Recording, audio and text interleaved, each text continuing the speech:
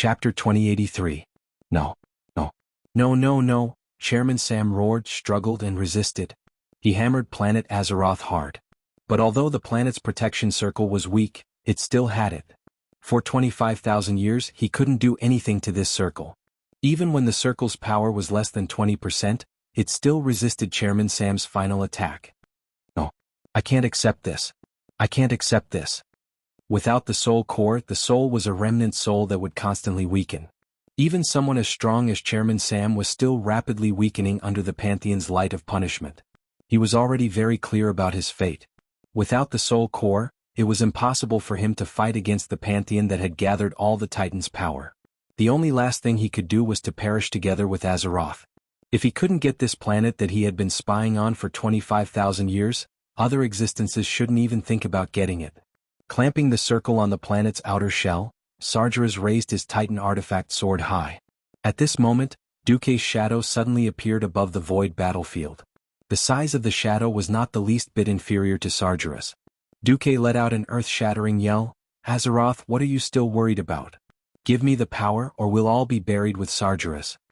The entire planet suddenly trembled violently. It was truly an earthquake in the truest sense of the word. That was the Star Soul's instinct to protect itself. It was also her last hesitation. Finally, it seemed to let out a sigh. The whole planet began to change.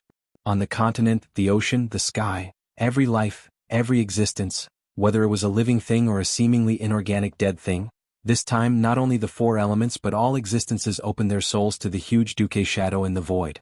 Thousands, hundreds of millions, billions of billions. Countless existences poured their unknown mysterious energy into the Duque avatar in the sky. In the blink of an eye, Duque's huge avatar became solid. This was like a new titan named Duke Marcus appearing in the void. On the Pantheon side, Sir was stunned for a moment before he smiled bitterly. He finally knew how the cunning mortal Duque had guaranteed the eternal covenant between the Azeroth creatures and the Pantheon. On the other side, Duque's materialized incarnation held the 20,000-kilometer-long Atish in his left hand and the 10,000-kilometer-long Song of Light and Shadow in his right hand. F***CKU Sargeras? Clang. That was a parry in the nick of time. Atish, which looked weak and like wood, had actually used its supreme spatial power to forcibly parry Shaman's sword that was aimed at Azeroth. In the next moment, Song of Light and Shadow stabbed into Sargeras's chest while he was still in a daze. In the end, the fallen titan had fallen under the sword of a mortal. No, it should be said that a hero who had once been immortal. No. No. No, no, no, Sargeras shouted, flailing and struggling. He tried to use his dark powers to resist. But the radiant holy sword in his chest was the cruelest shackle. Every time he used some power, there would be a flash of golden light, and his power would be scattered again. Under the gaze of billions of creatures in the mortal world, the existence of despair that covered the entire planet rapidly shrank, captured by the holy light of the Pantheon, unable to resist. As it shrank, it flew towards the Pantheon. At that moment, an interstellar portal opened behind Duque. Led by Queen Sylvia and Tyrant, the harem ladies filed out and stood behind Duque. Apart from them, there was also Illidan. Duque smiled at everyone. "I have some work to do, so I need to go to the Pantheon. It's fine, I'll be back soon." All the elites nodded with the same excitement. At that moment, Tyrant realized that Illidan was actually following Duque. She could not help but gasp. "Illidan, you..." The wind-like Illidan curled his lips. "I've been waiting for this day ever since the moment I decided to rely on Sargeras for the burning invasion 10,000 years ago. I've said that I would protect you and the Night Elves in my own way. Now I'm just doing what I want to do." Tyrant wanted to say something, but after a long while, she could not utter a single word to dissuade him. "You bastard, you've been acting on your own since you were young?" Illidan did not care at all. It was clear that he was saying, "I am me, a different great man." When Illidan was about to leave, a slender figure suddenly appeared beside him, Maeve Shadowsong. "What do you want?" Illidan had a natural hostility towards this paranoid woman who had imprisoned and tortured him for 10,000 years. "I was wrong." Maeve knelt on one knee and bowed deeply to Illidan. The truth was out. Illidan was a great man worthy of being called a great hero of the Night Elves. This was tantamount to Maeve hating Illidan for 10,000 years being a huge mistake. Maeve was ashamed. If it was the young Illidan, he would probably be angry and punish Maeve severely. But now he had already seen through everything. "I forgive you. Really forgive me? Two streams of tears flowed down Maeve's face from under her mask. Yes, I forgive you. From the first day I made this decision, I did not ask for the understanding of any of my brethren.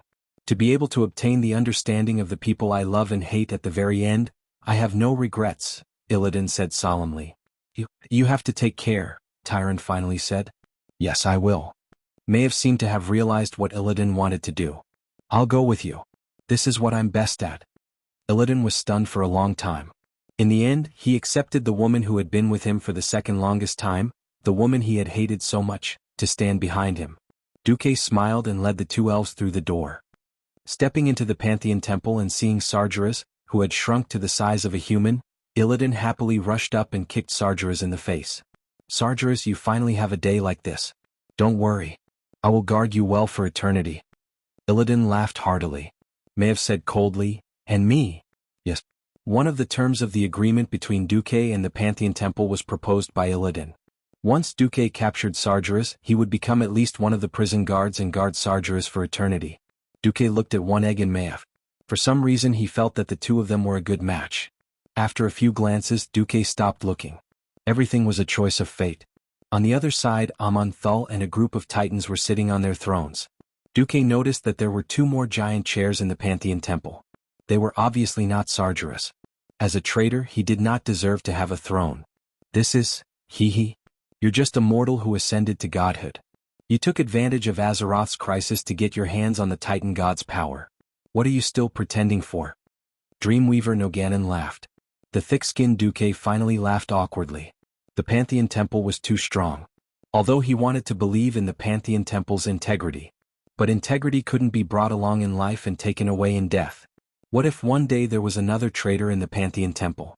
Power was, of course, the safest thing to do was to control it in one's own hands. In fact, Sargeras' last strike would at most severely injure Azeroth. It would not have blown Azeroth up. Unfortunately, no Titan knew. And no one reacted as quickly as Duque, who was prepared. Azeroth had blocked Duque's authority for so many years. In the end, Duque succeeded. It could be said to be a lie, but it could also be said to be a coincidence. Amon, Sir said, as long as you can endure the loneliness and find a suitable planet to nurture your body, 10,000 years later, you will be able to be like us at our peak, possessing an invincible body that can dominate the entire universe. TSK invincible?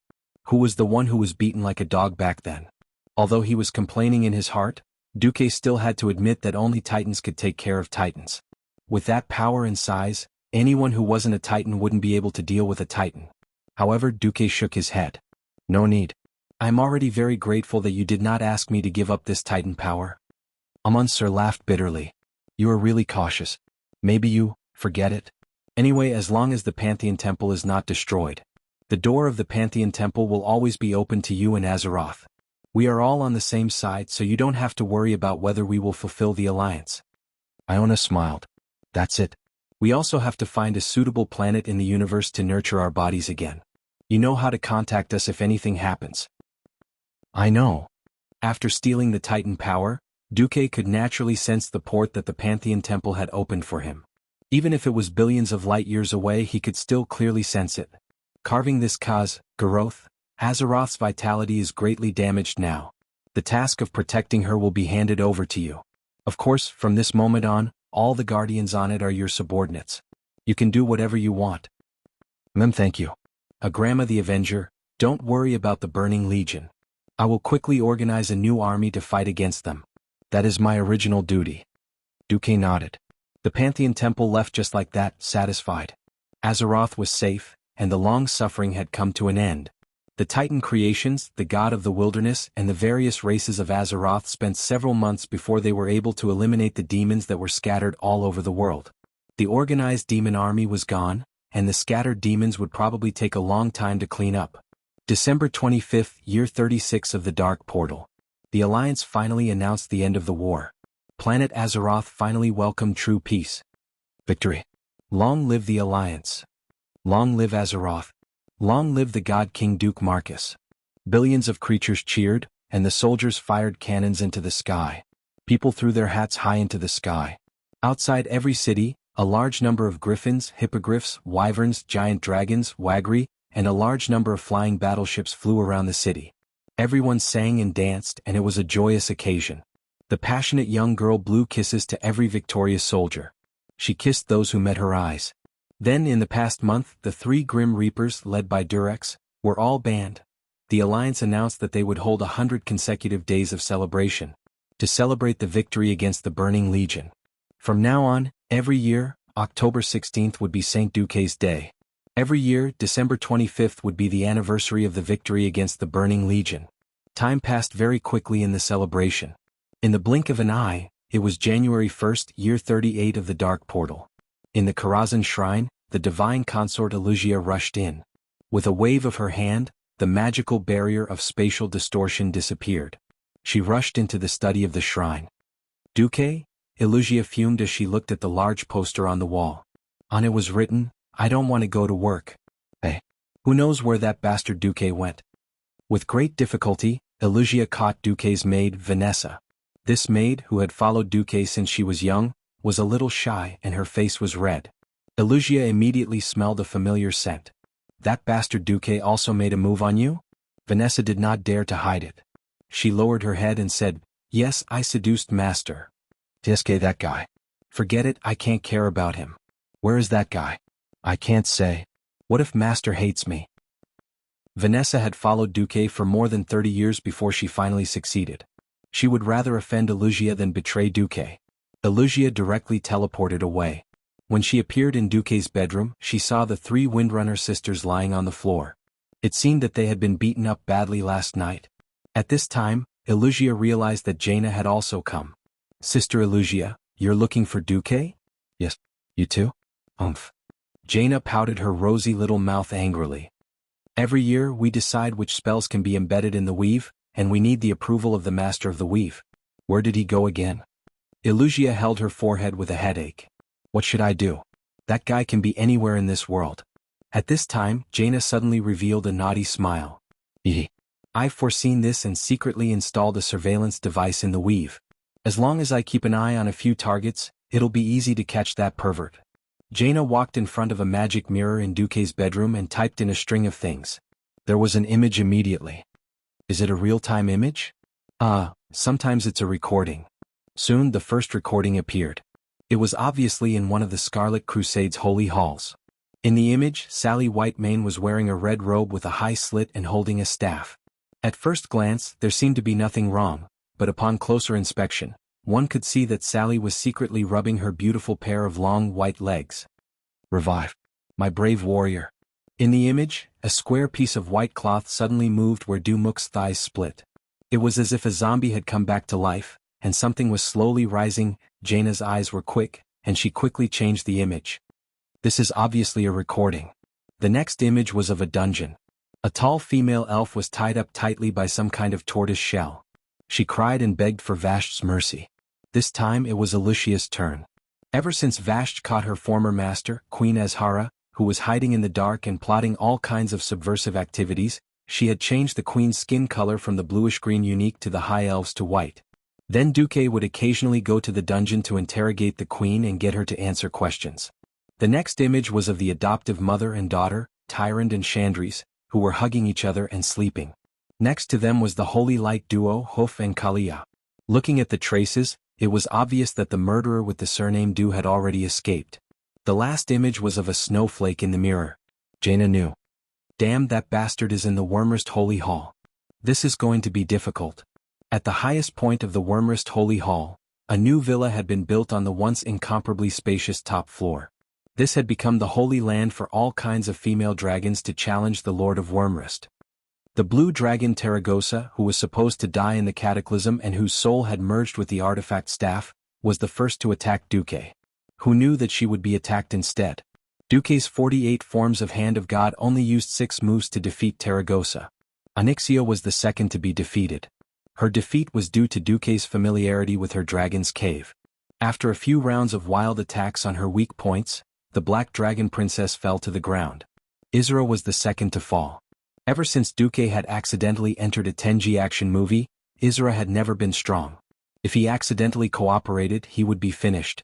The only one who could truly fight Duque was the head of the 5-color dragon kings, Alexstrasza. Duque caught the human-shaped dragon that was trying to escape. Even the Red Dragon Queen, who was using all four legs, could not escape from his claws. Duque grabbed the two dragon horns and attacked continuously with the Godly Sword 9999 combo. Alexstrasza could not defend herself and roared in anger. I shouldn't have helped you back then, you little bastard. Yo. If I hadn't saved you back then, maybe a new type of dragon would have appeared. Duque was shameless. I regret it so much. I should have killed you, you scourge. Alexstrasza roared and began to struggle at the same time. Unfortunately, it was useless. Ever since Duque had stolen the Titan's divine power, she was at a disadvantage in terms of strength. No matter if Duque wanted to break her armor or crush her, she could not resist. Perhaps this was what it meant to be shy and happy. After taking down 4 dragons in one go, Duque felt refreshed. He teleported back to a secret room in Karazhan.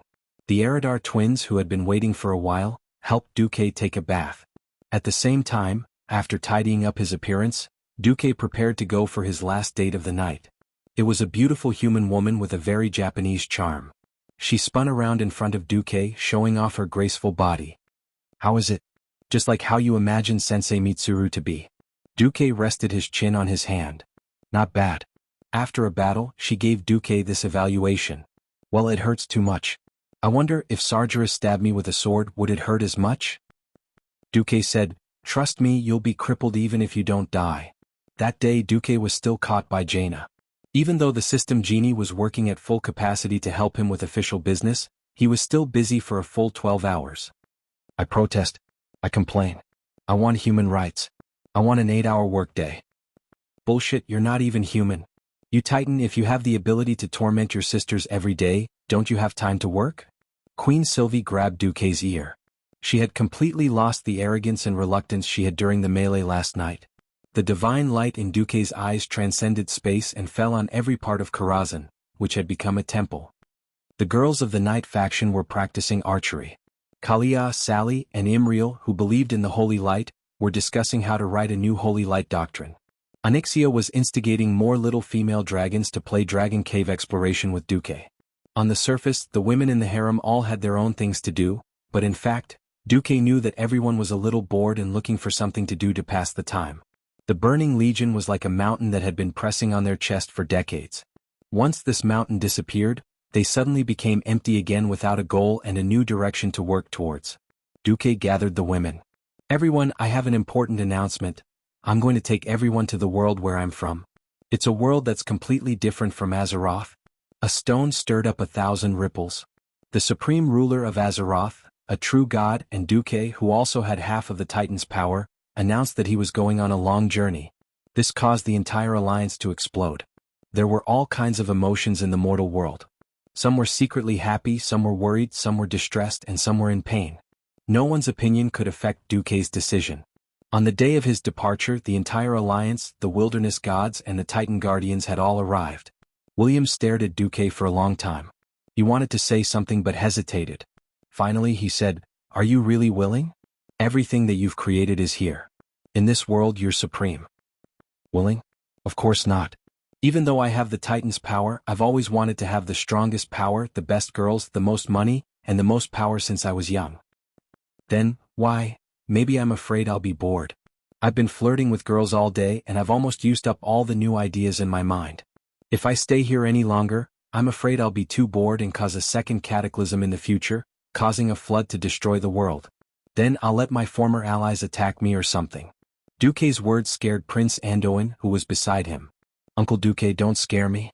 You'll always be a great hero in my heart. Anduin's eyes were full of admiration.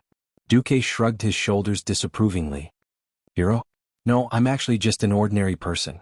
My priority is to protect myself and hope that my friends and family are safe. On this basis, I don't mind saving the world or something along the way. At the side, the 5 silver sages were a little lost in thought. There was no such thing as generosity. Instead, it was the truth that mattered. Anduin was a little confused. I don't care. I'll keep your Duke's mansion for you. William rolled his eyes. Duke's mansion? Duque laughed. That's right. In my hometown, the pronunciation of Duque is Duke. In the common language, it means Duke. One day Duque, the first Duke. Duque left just like that, leaving not a single cloud behind. Perhaps what was left for Azeroth was a 1,000-year foundation and a perfect legend. Feeling dizzy, Duque felt that something was wrong. He opened his eyes and saw Alexstrasza and Aurelia, who had just thrown up Duque's godly sword. Then he saw his ladies who were all dressed up in full Azeroth style. Wait, are you planning to go out like this? This is my hometown Earth. Duque was shocked. Tyron turned around gracefully and moved her long ears provocatively. Did you forget that today is China Joy? We're going to compete to see who can win the cosplay competition. F***CK, end of book. You're tuning in to the Han Lee's Wuxia Chronicles YouTube channel.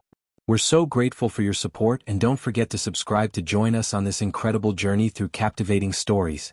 Your generosity through donations truly makes a world of difference, as it's the primary source of revenue that allows me to expand and enhance this channel for you. Thank you from the bottom of my heart for being a part of this adventure.